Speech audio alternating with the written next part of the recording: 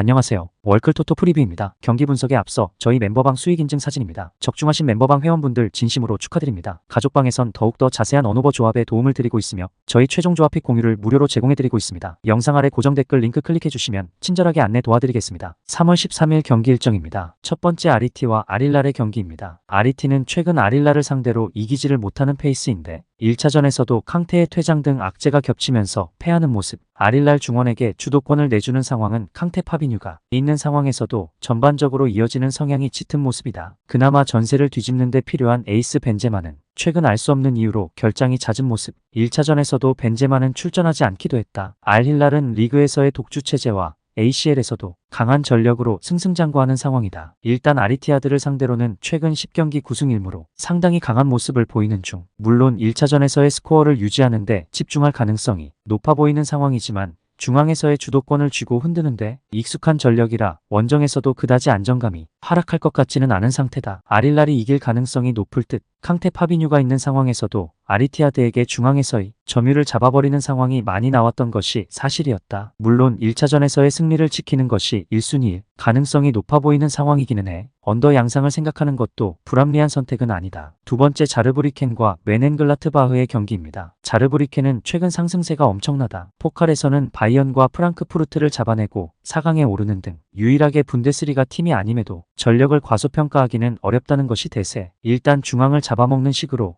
바이언을 상대로도 중원에서의 빌드업을 무력화시키는 것을 중시하는 편이다. 이를 바탕으로 전반에 버티고 후반에 승부를 보는 식으로 나아가는 식. 올 시즌 리그에서도 후반전에 넣는 골이 만만치 않은 모습이다. 생각보다는 중원에서의 싸움에서 밀리는 모습을 보여주지 않을 수도 있다. 멘헨글라트바흐가 전반적으로 원정에서 약한 모습을 보여주는 것이 사실이기도 하고 특히 약체를 상대로도 빌드업을 억제하지 못하는 등 패스의 허용률이 너무 높다는 점이 불안한 점일 것. 당장 보움이나 쾰른 같이 득점력이 좋다고 하기 어려운 팀들도 멘헨글라트바흐를 상대로는 다득점에 성공하는 모습을 보여준 바도 있었다. 플레아와 크반카라가 이탈하는 등 아직 멘헨글라트바흐의 공격 전력도 완성 단계라고 하기는 어렵다. 오버 양상을 픽하는 것이 나을 수 있다. 멘헨글라트바흐의 원정 성적이나 하위권 팀을 상대로도 빌드업을 억제하기 어려워하는 수비력 난조가 상당히 마음에 걸리는 상태. 바이언과 프랑크푸르트를 상대로도 자르브리켄이 중앙을 잡아먹는 식으로 나온 만큼 무시하기 어려운 전력이기도 하다. 세 번째 버밍엄 시티와 미들즈브러의 경기입니다. 버밍엄 득점력이 장점이 아닌 팀을 상대로는 선수비 후역습으로 재미를 보고는 한다. 다만 입스위치 사우스햄튼 등 주도권을 쥐고 흔드는 팀을 만나서는 다실점을 쉽게 허용하는 등 전력의 한계를 100% 넘고 있다고 하기는 어려운 것이 사실이다. 미들즈브러를 상대로도 잠그는 식으로 실점의 폭 자체를 줄이는 모습을 보여주고는 하지만 결국 중앙에서의 힘싸움에서 밀리는 페이스를 최근 4경기 4패로 극복하지는 못하는 중, 미들즈브러도 일단 선제골을 허용하고 상대가 잠그지 않는 상황에서는 강한 모습을 보여주는 편이다. 물론 앞서 언급한 버밍엄의 상대들인 입스위치나 사우스햄튼처럼 공격력에서 아주 꾸준한 모습을 보여주는 것까지는 아니라서 미들즈브러도 버밍엄을 상대로 확실히 다득점을 보장할 수 있느냐 묻는다면 아니다 라고 나와야 적합할 것으로 보인다. 미들즈브러가 어쨌든 이길만한 전력, 주도권을 쥐고 몰아붙이는 팀을 상대로는 버밍엄 시티의 선수비 후역습 성향도 그다지 힘을 쓰지 못했던 것이 사실이기는 했다. 그래도 미들즈브러가 아주 꾸준한 화력을 보장하는 팀이 아니라는 점을 감안할 필요가 있기는 하지만 결국 주도권을 쥘 쪽이 미들즈브러라는 점은 변함이 없을 것. 네 번째 아스날과 포르투의 경기입니다. 아스날은 1차전에서는 원정 리스크를 줄이기 위해서 굉장히 조심스럽게 운영을 했다. 다만 이 플랜이 결국 패배로 이어진 만큼 2차전 홈에서는 총 공세를 이어갈 것.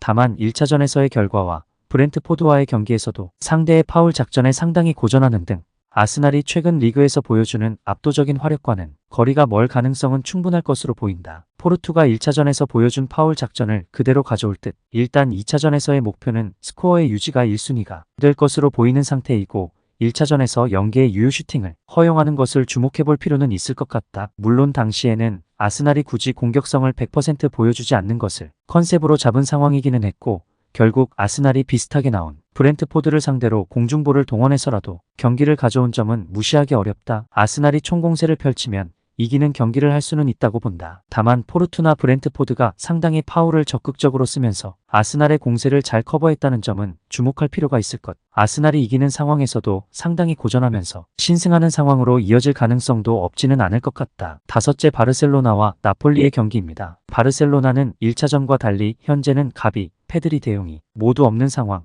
사실상 주전 미드필더들이 모두 결장한 상황에서 2차전을 만나게 된다. 약체를 상대로는 센터백 크리스텐센 볼란치가 유효한 전술이 될 수 있다고는 하지만 강호를 상대로는 전문 미드필더가 없이 플레이를 하는 것 자체가 리스크가 될 듯. 다이렉트하게 가는 상황에서의 성과도 어느 정도 리그에서 나온 편이라지만 중앙 주도권을 보장할 수 없다면 수비 상황이 잦다는 구조적인 문제가 팀을 괴롭힐 가능성도 없지는 않다. 나폴리도 일단은 할 만한 요소가 있을 듯. 중앙에서의 힘싸움에서 밀리지 않는 상황에서는 오시멘을 향해 공을 투입하면서 공격력을 챙기는 모습을 자주 보여주는 편이다. 물론 우측으로 쏠리는 빌드업의 양상을 나폴리가 완벽하게 이어가는 편은 아니라는 점이 아쉽기는 한 상태이고, 바르셀로나도 미드필더들의 전멸 상황에서는 다이렉트하게 가면서 나폴리의 뒷공간을 저격하는 양상으로 나가게 될 수도 있을 것. 바르셀로나가 이긴다고 하더라도 꽤 어려울 수 있는 매치다. 나폴리의 중앙 전력과의 경쟁도 확신을 하기는 어려운 상황. 수비 상황이 잦을 수 있는 상황이 바르셀로나 입장에서는 달가운 상황이라고 할 수는 없을 것이다. 오버가 1순위가 되어도 큰 문제는 없을 것으로 보이는 매치. 추천 배팅 드립니다. 가족방 입장은 고정 댓글 확인하시고 문의 주시면 실시간으로 무료 조합픽 받아보실 수 있으십니다. 오늘도 유익하셨다면 구독과 좋아요 부탁드립니다. 다음 분석 영상으로 또 뵙겠습니다. 시청해주셔서 감사합니다.